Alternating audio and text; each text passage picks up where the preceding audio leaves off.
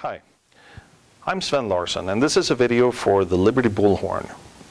I wanted to talk to you a little bit about the welfare state and the battle currently unfolding in Europe and how it relates to America. Readers of this blog have seen that I have covered the events in Europe with an American angle, and here's the angle I've been taking. The American welfare state is not yet as big and intrusive on the free sector of the economy as the European welfare state. The Europeans have come to a point where their welfare state is no longer sustainable. They can no longer raise taxes, even though there are still proposals for higher taxes in Europe. Instead, in order to save the welfare state, what they have to do is take to austerity measures, which means panic-driven, across-the-board, indiscriminate budget cuts. We are not yet at a position where we have to do the same thing here in America. We still have a choice. I'll get back to that in a moment. The problem in Europe is that they do not see any other alternative, and they are probably past the point where they actually could execute a different alternative if they wanted to. But the very fact that they don't even see another alternative is disturbing in itself, because that means they will continue with their austerity policies regardless of the consequences. In other words, they think that the only way they can move ahead is to try to save the welfare state that they have. The welfare state is what has caused Europe's problems in the first place. As it is now, the welfare state has become too much of a burden on the free sector of the economy in Europe, and they have persistent, perpetual budget problems. So while the Europeans are trying to fight to save their welfare state by austerity measures, we here in America still have a choice to make. On the one hand, we have what has just passed as a budget in the House of Representatives, the Republican budget, the so-called Paul Ryan budget. That's on the one hand. On the other hand, we have the Democrat proposal, the budget that was introduced on March 26. That budget is essentially a business-as-usual approach to the welfare state. The Republican budget suggests cuts in spending, but in a structurally acceptable way, so that we slowly but steadily introduce free market components into our entitlement systems and concentrate more and more of our federal tax dollars and our federal resources on the poor and needy. The Republican budget takes a very first step in that direction. It is not sufficient, but that's the direction it is pointing in. On the other hand, the Democrat budget, with its business-as-usual attitude, is a safe way to bring austerity to America. By trying to keep the welfare state as it is and to slowly expand it, the Democrats are moving us closer and closer to the breaking point in Europe. We are, step by step, copying what the Europeans have done.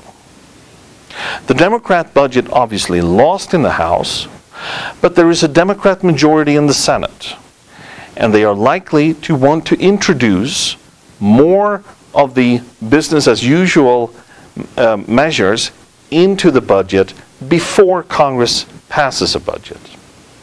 Of course, there is always the alternative that they will not pass a budget at all. They haven't done that for more than 1,000 days. But assuming that they're going to pass a budget, there will be, in all likelihood, more of business as usual in it than the Republicans put in the budget they passed in the House. What does this mean, and what does this have to do with Europe? Well, the more of a business as usual attitude we take to the welfare state, the more we try to save our entitlement programs as they are, the more we're also going to increase the risk that we will face panic-driven austerity here in America, just like they are in Europe. What does that mean? Well, it means three things. The first thing it means is that there will be annual cuts, almost like a chainsaw slicing down the budget, year by year. That is what's going on in Greece. That has happened in Sweden. Britain has seen it. Portugal, Spain, Italy, many European countries have been there and are there at this point. Across the board, indiscriminate budget cuts. That's the first component of an austerity policy, an austerity strategy. The second component means that there will be a scramble to raise as many taxes as possible and to max out taxation, so to speak, up to a point where it's no longer palatable to raise taxes. Politically palatable, that is.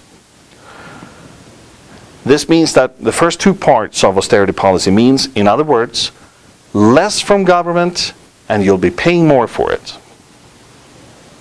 It is like a car manufacturer who says, in 2013, I'm going to make cars as they were specified in 2011, but I'm going to charge prices of 2015 for them.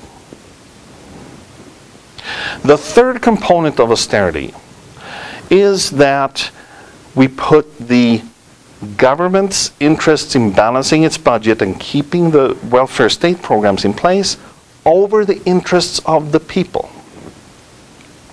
When the welfare state starts cutting its benefits, as the welfare state is doing in Europe,